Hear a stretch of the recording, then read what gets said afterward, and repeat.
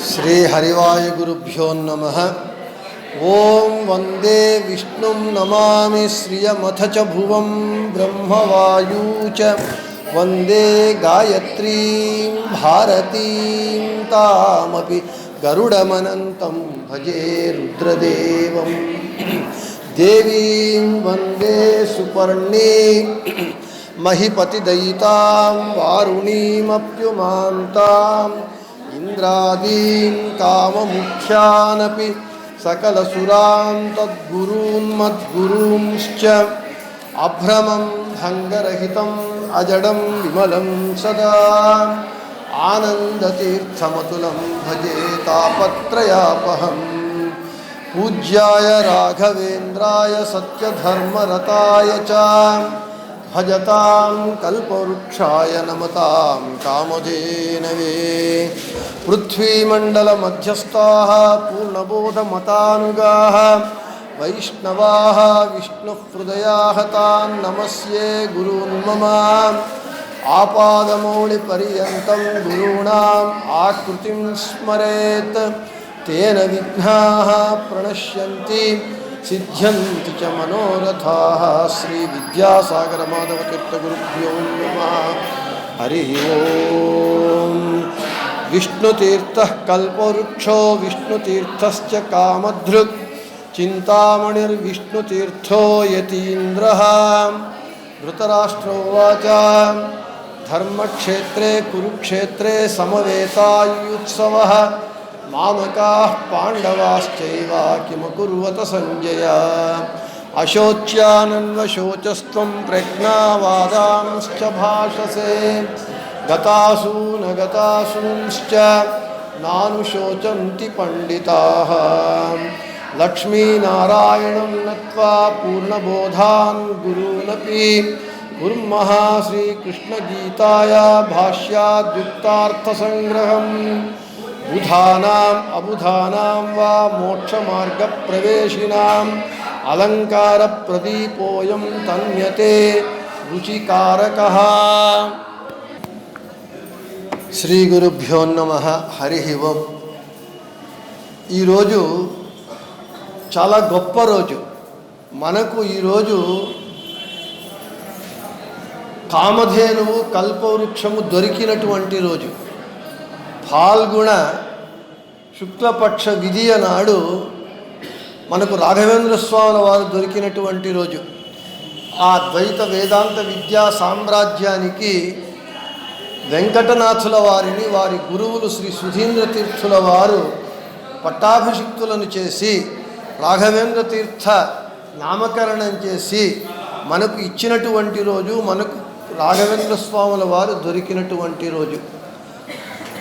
రాఘవేంద్ర స్వాముల వారు మనకు దొరకకుండా ఉంటే మనమందరూ ఇంత సుఖంగా ఉండేవాళ్ళం కాదు. దేవరందరి తిరుపతి తిమ్మప్ప గురుగళందరే మంచాల రాఘప్ప అని. భగవంతుడంటే తిరుపతి శ్రీనివాసుడే, గురువులంటే రాఘవేంద్ర గురు సార్వభౌముల వారే. అటువంటి రాఘవేంద్ర గురు సార్వభౌముల వారు మనకు ఈరోజు పీఠాధిపతులైనటువంటి రోజు. అప్పటి నుండి ఇప్పటి వరకు వాళ్ళు కలియుగ కామధేనువు కల్పవృక్షమై పూజ్యాయ రాఘవేంద్రాయ సత్యధర్మరతాయ చ భజతాం కల్పవృక్షాయ నమతాం కామధేనవే. భజించేటటువంటి వారికి కల్పవృక్షము, నమస్కరించేటటువంటి వారికి కామధేనువుగా ఉండి మన ఐహికమైనటువంటి అన్ని కోర్కెలను అడిగిన వారికి లేదనకుండా రెండు చేతుల ఇస్తూ, ఇప్పుడు జగద్గురువులంటే రాఘవేంద్ర స్వాముల వారే. ఎంత ప్రసిద్ధులయ్యారు అని అంటే, మధ్వాచార్యుల వారు ఎవరు అంటే రాఘవేంద్ర స్వాముల వారి గురువులు, గురువును మించిన శిష్యుడిలాగా. అయితే అది లోకంలో మాత్రమే, లౌకికంగా వాళ్ళు రాఘవేంద్ర గురు సార్వభౌముల వారు ఎప్పటికీ తారతమ్యంలో మధ్వాచార్యుల వారి కంటే తక్కువనే. అయితే భగవంతుని సంకల్పానుసారము ఈ కలియుగంలో రాఘవేంద్ర గురు సార్వభౌముల వారు అందరికంటే అత్యంత ప్రసిద్ధులు కావాలి, వాళ్లకు కీర్తి రావాలి అనే దృష్టితో మనకు గోపాలదాసుల వారు ఒక రాఘవేంద్ర స్వాముల వారి మీద సుళాది రచిస్తారు. సర్వయాత్రా ఫలావ్యాప్త్యర్థం నమస్కారం. మనకు అన్ని సకల తీర్థయాత్రల ఫలం రావాలి అని అంటే రాఘవేంద్ర స్వాముల వారి బృందావనమునకు ప్రదక్షిణ నమస్కారాదులు చేస్తే వచ్చేస్తాయి. ఎందుకంటే గోపాలదాసుల వారు చెప్తారు, రాఘవేంద్ర స్వాముల వారి బృందావనములో సమస్త భగవద్రూపములు, సమస్త దేవతలు, మధ్వాచార్యుల వారు మొదలుకొని వారి గురువులైనటువంటి సుధీంద్ర తీర్థుల వరకు అందరూ సన్నిహితులై ఉన్నారు. వారందరూ కూడా రాఘవేంద్ర స్వాముల వారికి మా అందరి తరఫున నీవు భక్తులను అనుగ్రహించు అని వాళ్ళందరూ తమ అపారమైనటువంటి కరుణను రాఘవేంద్ర స్వాముల వారి మీద వర్షించి మనకు రాఘవేంద్ర స్వాముల వారిని ఇచ్చారు. అటువంటి కలియుగ కామధేనువు కల్పవృక్షమైనటువంటి రాఘవేంద్ర స్వాముల వారు ఈరోజు పట్టాభిషిక్తులైనటువంటి రోజు, పీఠాధిపతులైనటువంటి రోజు. అటువంటి రాఘవేంద్ర స్వాముల వారిని ఈరోజు ఈ సందర్భంగా స్మరించి మనకు కేవలం రాఘవేంద్ర స్వాముల వారు మన ఐహికమైనటువంటి కోర్కెలను తీర్చటానికి మాత్రమే లేరు. వాళ్ళు 48 గ్రంథాలను రచించారు. ముక్తియోగ్య జీవులు ఎవరున్నారో వాళ్ళు చదివి భగవంతుని జ్ఞానాన్ని, సరి అయినటువంటి జ్ఞానాన్ని పొంది ఉద్ధారం కావాలి అనేటటువంటి దృష్టితో 48 గ్రంథాలు రచించారు. ఆ 48 గ్రంథాలలో మనము భగవద్గీతకు చెప్పుకుంటూ ఉండేటువంటి వ్యాఖ్యానమే గీతా వివృతి, గీతార్థ సంగ్రహము. కాబట్టి ఈ సందర్భంగా మరొక్క మారు రాఘవేంద్ర గురు సార్వభౌముల వారికి మనందరూ కూడా కృతజ్ఞతాపూర్వకమైనటువంటి సాష్టాంగ ప్రణామములు చెల్లించి, అంతేకాకుండా రాఘవేంద్ర గురు సార్వభౌముల వారు మొదటి అవతారము మూల రూపంలో శంకుకర్ణుడు, మొదటి అవతారంలో ప్రహ్లాదుల వారు, రెండవ అవతారం ద్వాపరయుగంలో బాహ్లీకరాజు, మూడవ అవతారం కలియుగంలో మొదటి అవతారం వ్యాసరాజ గురు సార్వభౌములు, రెండవ అవతారము రాఘవేంద్ర గురు సార్వభౌములు. నరసింహస్వామి హిరణ్యకశిపుని సంహరించిన తరువాత ప్రహ్లాదుని స్తోత్రానికి శాంతుడై ఆ ప్రహ్లాదునికి చెబుతాడట నరసింహస్వామి, హే ప్రహ్లాద, నీవు ప్రతిరూపధృక్ అంటే తారతమ్యంలో నీకంటే చిన్నవారైనటువంటి వారి అందరికీ నీవు బింబరూపము, నీవు బింబరూపిగా ఉంటూ ఉన్నావు అని. కాబట్టి మనమందరూ ఉద్ధారం కావాలి, ముక్తిని పొందాలి, మన సంసార బంధాలను మనము తెంచుకోవాలి అని అంటే మనము రాఘవేంద్ర గురు సార్వభౌముల వారి పాదములనే కలియుగంలో పట్టాలి, వారినే ఆశ్రయించాలి. కాబట్టి అటువంటి రాఘవేంద్ర గురు సార్వభౌముల వారి గీతా వివృతి వివరణతో మనము ఈరోజు భగవద్గీతా సారోద్ధారాన్ని పెట్టుకొని మాదునూరు విష్ణుతీర్థుల వారు రచించినటువంటి గీతా సారోద్ధారాన్ని చెప్పుకుంటూ ఉన్నాము. ఆ క్రమంలో ఈ కాశీక్షేత్రంలో 9 రోజుల వాసము, ఎక్కడెక్కడి నుండో వచ్చి గంగా నదిలో ఒక్కసారి స్నానం చేస్తే చాలు మన పాపాలన్నీ పోతాయి, క్షేత్రంలో ఒకరోజు ఉంటే చాలు పుణ్యం వస్తుంది అంటే ఈరోజు మనం అందరూ ఇక్కడ 9 రోజులు ఉంటున్నామంటే ఏదో ఏసు జనుమద సుకృతద ఫలవో, ఎన్ని జన్మల సుకృత ఫలమో ఈ కాశీ విశ్వనాథుని క్షేత్రంలో, బిందు మాధవుని ఈ క్షేత్రంలో, గంగా నదీ తీరంలో మనం ఉంటున్నామంటే మన జీవితంలో అందరికీ ఇది ఒక సుందరమైనటువంటి, మధురమైనటువంటి, పవిత్రమైనటువంటి మజిలీ మన అందరి జీవితాలలో. ఊరికే రాదు. 9 రోజులు కాశీలో ఉండడం అంటే వాని కృప, ఆ బిందు మాధవుని కృప, ఆ కాశీ విశ్వనాథుని కృప చేత మనమందరూ ఉంటూ ఉన్నాము. దానికి ఒకరు కారణం కావాలి. రాఘవేంద్రరావు దంపతులు దానికి కారణమయ్యారు. మీరందరూ నాకు ఒక అవకాశాన్ని ఇచ్చారు. 9 రోజులు కాశీలో ఉండి ఈ 9 రోజులు గంగా తీరంలో భగవద్గీతను, తరువాత పలవిలు వాళ్ళ గ్రంథాలను చెప్పేటటువంటి అవకాశాన్ని మీరు నాకు కలిగించారు. మీకందరికీ కృతజ్ఞతాపూర్వకంగా నేను మీకు నమస్సుమాంజలులను సమర్పించుకుంటూ ఈ ప్రవచనాన్ని ఈరోజు ముందుకు సాగిస్తే, నిన్నటి రోజున 2వ అధ్యాయం చెప్పుకున్నాం. 2వ అధ్యాయంలో భగవంతుడు అన్నాడు, స్థితప్రజ్ఞుడు ఎవడయ్యా అంటే జ్ఞాని స్థితప్రజ్ఞుడు. జ్ఞానికి భగవంతుని అపరోక్ష జ్ఞానం కలుగుతుంది. స్థితప్రజ్ఞునికి, స్థితప్రజ్ఞుడు అంటే జ్ఞాని. జ్ఞాని అంటే ఎవడు? భగవంతుని దర్శనము చేసినటువంటి వాడు. ఇక్కడ అపరోక్ష జ్ఞానము అంటే మొదట ఏమిటి అనేది మనం అర్థం చేసుకోవాలి. నాకు కృష్ణుడు కనబడ్డాడు, రాముడు కనబడ్డాడు అంటే ఇవన్నీ బాహ్యాపరోక్షాలు. అపరోక్ష జ్ఞానము అంటే నేను ఎన్నో మార్లు చెప్పినట్లుగా అందరి జీవరాశులలో ప్రతి ఒక్క జీవరాశి యందు వాని హృదయ కమలమునందు వాడు ప్రత్యేకంగా ఉపాసన చెయ్యటానికి బింబరూపిగా భగవంతుడు ఉంటూ ఉన్నాడు. అనంతానంత జీవరాశులలో అనంతానంత బింబరూపములను ధరించి మీరు ప్రత్యేకంగా ఉపాసన చేయటానికి, నేను ప్రత్యేకంగా ఉపాసన, నా హృదయ కమలంలో బింబరూపి భగవంతుడున్నాడు. మనకు సాధన పూర్తి అయిన తరువాత నా హృదయ కమలంలో ఉన్నటువంటి నా బింబరూపి భగవంతుణ్ణి దర్శించటమే అపరోక్ష జ్ఞానము. పరోక్షంగా మనలోనే ఉన్నాడు, మన హృదయ కమలంలో ఉన్నాడు, అయినా భగవంతుడు మనకు కనబడటం లేదు. కాబట్టి వాడు పరోక్షంగా ఉన్నటువంటి మన బింబరూపి భగవంతుడు అపరోక్షంగా అవటం అంటే ఎదురుగా కనబడటం, అది అపరోక్ష జ్ఞానం. ఈ అపరోక్ష జ్ఞానము, ఈ భగవంతుని బింబాపరోక్షము ఎవరికి కలుగుతుంది? స్థితప్రజ్ఞునికి కలుగుతుంది. స్థితప్రజ్ఞుడంటే ఎవడు? జ్ఞాని. మొత్తానికి జ్ఞానికి మాత్రమే ముక్తి కలుగుతుంది. జ్ఞానేనైవ పరంపదం మిథ్యాజ్ఞానేన చ తమః. మిథ్యాజ్ఞానంతో, అయథార్థ జ్ఞానంతో, అన్యథా జ్ఞానంతో తమస్సు కలుగుతుంది. సరి అయినటువంటి జ్ఞానముతో పరమపదము ముక్తి కలుగుతుంది.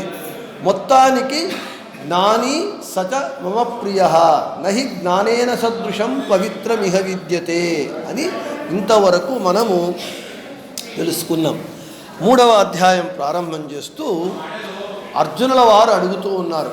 అర్జునోవాచ ధ్యాయసి చేత్ కర్మణస్తే మతా బుద్ధిర్జనార్దన తత్కిం కర్మణి ఘోరే మాం నియోజయసి కేశవ.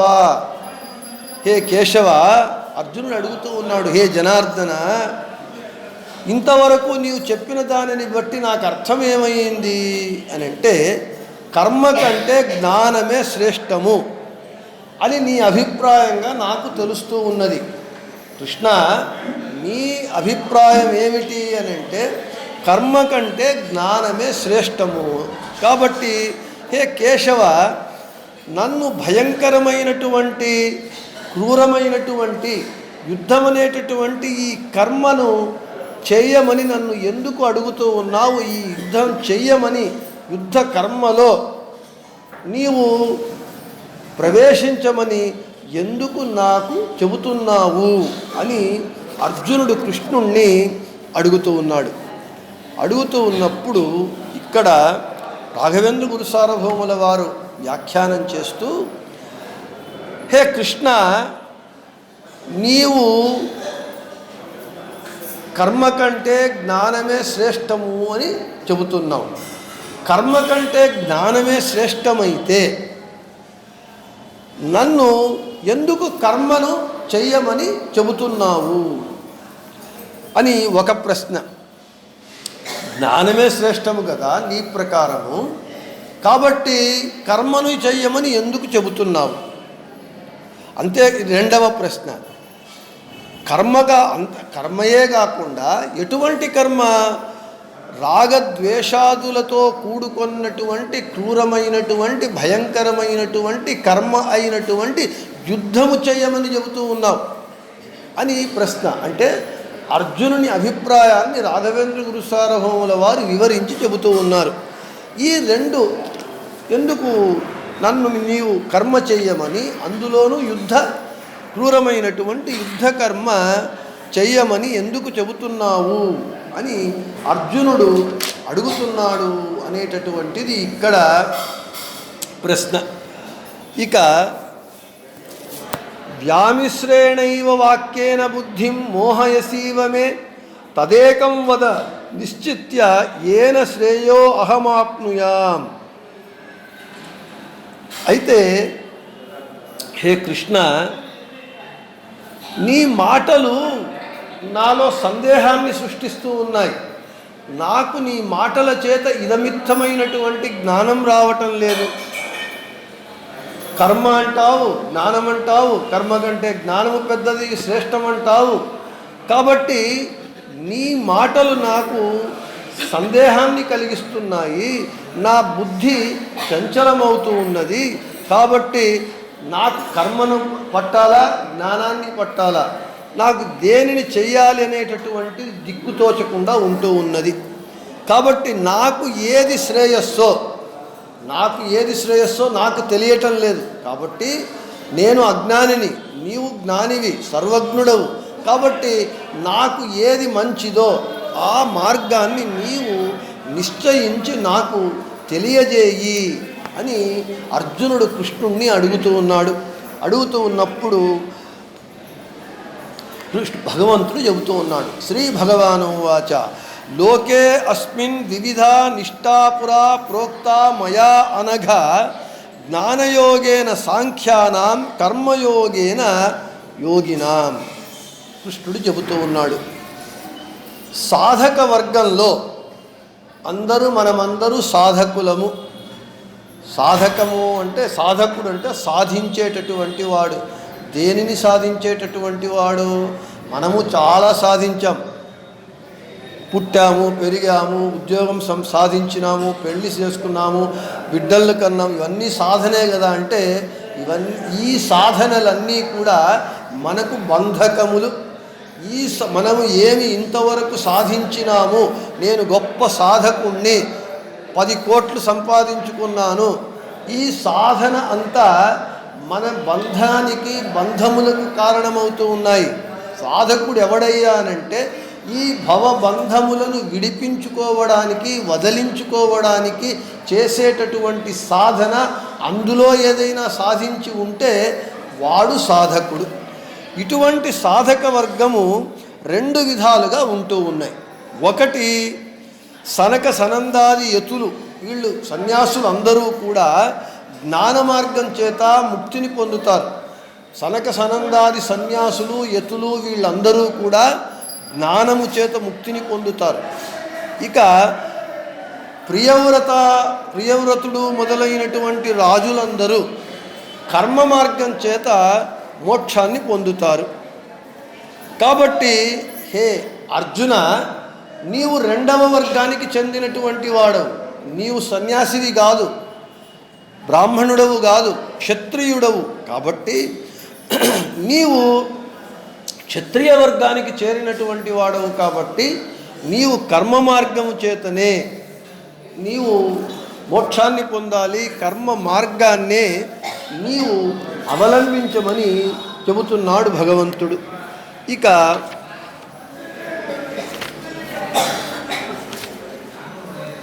మనకు నేను నిన్న చెప్పినట్లుగా జీవుడు ఎటువంటి వాడు, వాని స్వభావం ఏమిటి, లక్షణం ఏమిటి అంటే కర్మ చేయటం అనేటటువంటిది జీవుని యొక్క స్వభావం. అదే చెబుతున్నాడు భగవంతుడు. నహి కశ్చిత్ క్షణమపి జాతు తిష్టత్ అకర్మకృతు కార్యతే హ్యవశః కర్మ సర్వః ప్రకృతిజైర్గుణైః. ఈ శ్లోకం యొక్క భావం ఏమిటి అని అంటే, ఒక సామాన్యుడే కానీ లేదా పండితుడే కానీ వాడు ఏ అవస్థలో ఉన్నా, జాగ్రత్తావస్థలో ఉన్నా, స్వప్నావస్థలో ఉన్నా, ఏ అవస్థలో ఉన్నా క్షణకాలమైన కర్మ చెయ్యకుండా ఉండలేడు. అనుక్షణము ప్రతిక్షణము ప్రతి ఒక్కడు ఏదో ఒక పనిని చేస్తూనే ఉంటాడు. ఎందుకంటే ఈ భగవంతుడు మనలను ప్రకృతి సంబంధమైనటువంటి సత్వరజస్తమో గుణాత్మకంగా మనలను సృష్టించాడు కాబట్టి ఈ కర్మ అనేటటువంటిది వీడు ఎప్పుడూ చేస్తూనే ఉంటాడు. కర్మ చెయ్యకుండా ఏ జీవి కూడా ఒక్క క్షణమైనా ఉండలేడు. మనం నిన్న చెప్పుకున్నట్లుగా దైహికంగా వాచనికంగా నేను దైహికంగా ఏ పని చేయకుండా ఊరికే కూర్చొని ఉండొచ్చుగాక, ఏది మాట్లాడకుండా మౌనంగా ఉండవచ్చుగాక. అయితే మనస్సుతో పని చేయకుండా ఒక్క క్షణమైనా ఎవడూ ఉండలేడు.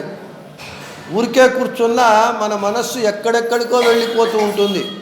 మన మనస్సు ఇక్కడ ఉంటుంది, మనం ఇక్కడే ఉంటాము, మాట్లాడము, తర్వాత ఏ పని చెయ్యము.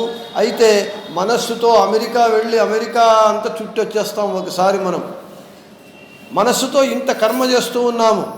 మనస్సులో మన శత్రువును మనము గట్టిగా తిట్టడానికి శక్తి లేదు కాబట్టి మనస్సులో తిట్టుకుంటూ ఉంటాం. ఎవడినైతే కొట్టడానికి మనకు చేత కాదో వాడిని మనసులో కొడుతూ ఉంటాం. కాబట్టి ఇవన్నీ మనస్సుతో చేసేటటువంటి పనులు కూడా కర్మలే. వాటి వల్ల మనకు పాప పుణ్యములు వస్తాయి. అందుకే విజయదాసుల వారు అన్నారు, మనసు కారణమెల్ల పాప పుణ్యక్కెల్ల. మన మనస్సే మన పాప పుణ్యములకు కారణమవుతూ ఉన్నాయి. కాబట్టి నేను పాపం చేయటం లేదు అని అనుకోవడానికి వీలు లేదు. మనస్సులో నీవు ఒకరిని తిట్టుకొన్నా తిట్టినా ఎవరికీ వినబడదులే అని చెప్పి మనం మనస్సులో ఒకరిని తిట్టుకుంటే, అత్త కోడలిని, కోడలిని అత్త, భర్త భార్యను, భార్యను భర్త, లోపల మనస్సులో తిట్టుకున్నా పాపం వస్తుంది. కాబట్టి జీవుని స్వభావము కర్మ చెయ్యటం అనేటటువంటిది. కాబట్టి మనకు ఈ జీవుడు ఎప్పుడూ పని చేస్తూనే ఉంటాడు. ఎప్పుడూ పని చేయటం వలన మనకేమవుతూ ఉన్నది, ఈ కర్మ చేయటం వలన బంధము కలుగుతూ ఉన్నది. కర్మ చేస్తేనే మనకు బంధము, ఏ కర్మ చేయకపోతే ఏదీ లేదు. మనము వంట చేస్తాం. ఇంట్లో వంట చేసినప్పుడు వంట చేసి తిని మనం ఏమంటాము, ఇది పులుపుగా ఉంది, తీయగా ఉంది, కారంగా ఉంది, చేదుగా ఉంది, రుచి లేదు అని అంటాం. వంటనే చేయకుండా ఉంటే ఏమంటాము? కాబట్టి వంట చేయని వానికి ఏ బాధ లేదు. వంట అనేటటువంటి కర్మ చేసినప్పుడు మనం ఆశిస్తాం, ఈ వంట బాగుండాలి, అందరూ పొగడాలి, వంట బాగుందని. పొగిడితే సంతోషము, తిడితే దుఃఖము. చివరికి ఒక కర్మ చేస్తే ఆ కర్మ ఫలితంగా మనకు సుఖమో దుఃఖమో ఏదో ఒకటి కలుగుతూ ఉంటుంది. కాబట్టి సుఖము వద్దు, దుఃఖము, నేనే కర్మ చెయ్యను, ఊరికే ఉంటాను అని కూర్చుంటే అందరూ నేను సోమరిపోతూనే ఒక పట్టీ కడతారు నీకు. అయితే మనసులో మాత్రం కర్మ చేస్తూనే ఉంటావు. ఏతావాత చివరికి తేలింది ఏమిటి? జీవుడు సర్వకాల సర్వావస్థల యందు సదా ఏదో ఒక కర్మను చేస్తూ ఉంటాడు. ఈ కర్మలు చేయటానికి ప్రధానమైనటువంటిది ఏది? మనకు అందరికీ తెలిసినట్లుగా 5 జ్ఞానేంద్రియాలు, 5 కర్మేంద్రియాలు, ఈ దశేంద్రియములను నియంత్రించేటటువంటి ఏకాదశ ఇంద్రియము మనస్సు ఉంటూ ఉన్నది. ఏ ఇంద్రియము పని చేయాలన్నా మనస్సే ప్రధానము. మనస్సు లేకపోతే మనం ఏ పని చేయలేం. నాకు వినడానికి మనస్సు లేకపోతే నేను వినను, చూడడానికి ఇష్టం లేకపోతే చూడను. కాబట్టి అందుకే మనసు కారణమెల్ల పాపపుణ్యక్కెల్ల. భగవంతుడు అదే చెబుతూ ఉన్నాడు, కర్మేంద్రియాణి సంయమ్య య ఆస్తే మనసా స్మరన్ ఇంద్రియార్థాన్ విమూఢాత్మ మిథ్యాచారః స ఉచ్యతే యస్త్వింద్రియాణి మనసా నియమ్యారభతే అర్జున కర్మేంద్రియైః కర్మయోగ మసక్తః స విశిష్యతే. అప్పుడు మనకు భగవంతుడు చెబుతూ ఉన్నాడు, కర్మేంద్రియములు జ్ఞానేంద్రియములను నిగ్రహించి మనము కర్మేంద్రియములు కాబట్టి ఈ నేను కర్మేంద్రియాలను జ్ఞానేంద్రియములను నిగ్రహించినాను. అంటే మనకు ఈ ఇంద్రియముల వలన మనం పనులు చేస్తూ ఉన్నాం. నేను కర్మేంద్రియాలను జ్ఞానేంద్రియాలను ఏ పని చెయ్యకుండా బిగుసుకొని కూర్చొని ఉండి మనస్సుతో అన్ని పనులు చేస్తూ ఉంటే, వినను అని చెప్పి మనసుతో వింటూ ఉంటాడు, పని చెయ్యను. కాబట్టి కేవలము జ్ఞానేంద్రియాలను కర్మేంద్రియాలను నిగ్రహించి మనస్సుతో పనిచేస్తూ నేను ఏ పని చేయటం లేదు, కర్మ చేయటం లేదు, కర్మ మనకు బంధకము కాబట్టి అని అనుకుంటే వాడు భ్రాంతిలో భ్రమలో ఉంటాడు. ఇది డాంబికమవుతుందే కానీ డంబాచారం అవుతుందే కానీ నిజమైనటువంటి ఆచారం కాదు. కాబట్టి మనము అన్ని జ్ఞానేంద్రియాలను నిగ్రహించి కర్మేంద్రియముల చేత కర్మ అనేటటువంటి దానిని సరి అయినటువంటి మార్గంలో ఆ ఇంద్రియాలను సరిగా మనము దేనికి వినియోగించాలో దాని కొరకు వినియోగిస్తే మన సాధన సరి అయిన మార్గంలో సాగుతుంది. లేకపోతే సాధన వక్ర మార్గం పడుతుంది. దాని వలన మనకు పాప పంకిలము అంటుకుంటుంది. కాబట్టి ఇక్కడ భగవంతుడు చెబుతూ ఉన్నాడు, మన అందరికీ కూడా ఒక్కొక్కరికి ఒక్కొక్క పని చేయమని నిర్దేశించినాడు. అయ్యా నీవు ఈ పని చెయ్యి, నీవు ఈ పని చెయ్యి, బ్రాహ్మణుడైనటువంటి వాడు ఈ పని చేయాలి, వీడు ఈ పని చేయాలి. ఇలా చెప్పినప్పుడు ఎవరికి నిర్దేశింపబడినటువంటిది ఎవరెవరి పనులను వారు చేయాలి. ఒకరి పని ఒకరు చెయ్యకూడదు. నియతం కురు కర్మత్వం కర్మజ్యాయో హ్యకర్మణః శరీరయాత్రాపి చ తేన ప్రసిద్ధేదకర్మణః. కర్మను వదలడం కంటే కర్మను చెయ్యడమే, అనుష్ఠించడమే శ్రేష్టము. కాబట్టి మనకు నియతమైనటువంటి మనకు నిర్దేశింపబడినటువంటి కర్మను మనము, అంటే ఎవరెవరి వర్ణాశ్రమములకు ఉచితమైనటువంటిది, వర్ణము ఆశ్రమము, బ్రాహ్మణ చాతుర్వర్ణములు, ఆశ్రములు, 4 ఆశ్రమములు, బ్రహ్మచారి, గృహస్థుడు, వానప్రస్థాశ్రమము, యత్యాశ్రమము. ఈ వర్ణాశ్రమ ఉచితమైనటువంటి కర్మలను వాళ్ళు ఆచరించాలి, ఆచరించకుండా ఉండకూడదు. అంతేకాకుండా కర్మ వదిలివేస్తే జీవితం ఎలా సాగుతుంది? మనకు జీవనం సాగాలి. నేను ఏ కర్మ చేయనని ఊరికే ఇంట్లో కూర్చుంటాను అంటే డబ్బులు సంపాదించాలి, సంసారం గడవాలి. సంసారం గడవాలి అంటే సంపాదించాలి అంటే కర్మ చేయాలి.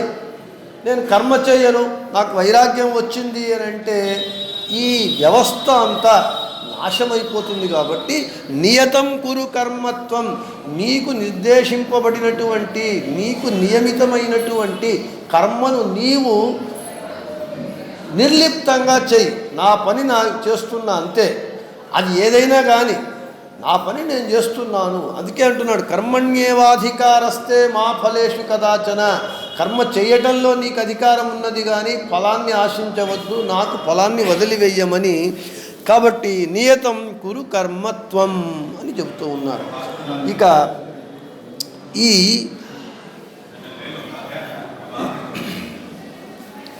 కర్మను చేయాలి. ఈ కర్మను చేసేటప్పుడు ఎలా చేయాలి? ఆ కర్మ మీద ఏ అపేక్ష పెట్టకుండా నేను ప్రవచనం చేస్తున్నా, నేను ప్రవచనం చేయటం అనేటటువంటిది నా ధర్మము, నా కర్మ. అంటే కర్మ అంటే ఆ కర్మ కాదు, నా పని. కర్మ అంటే నా పని. కర్మ ఒక అల్పప్రాణము, మహాప్రాణం చాలా వ్యత్యాసంగా ఉంటుంది. కాబట్టి చేయటం నా పని. చేసిన తరువాత అరే నా ప్రవచనాన్ని అందరూ మెచ్చుకోవాలి, ఆచార్యుల వారు బాగుంది అనాలి, ఇవేవి నీవు ఆశించవద్దు. నీ పని నీవు చెయ్యి. బాగుందో లేదో వాళ్ళు బాగున్నా బాగలేకపోయినా నాకు వచ్చినట్లు నేను చెప్తానే కానీ నాకు రాని విధంగా ఎవరో వేరేవాడు చెప్పిన విధంగా నేను చెప్పలేను. నాకు వచ్చిన విధంగా నేను చెబుతున్నప్పుడు అది బాగుందా బాగలే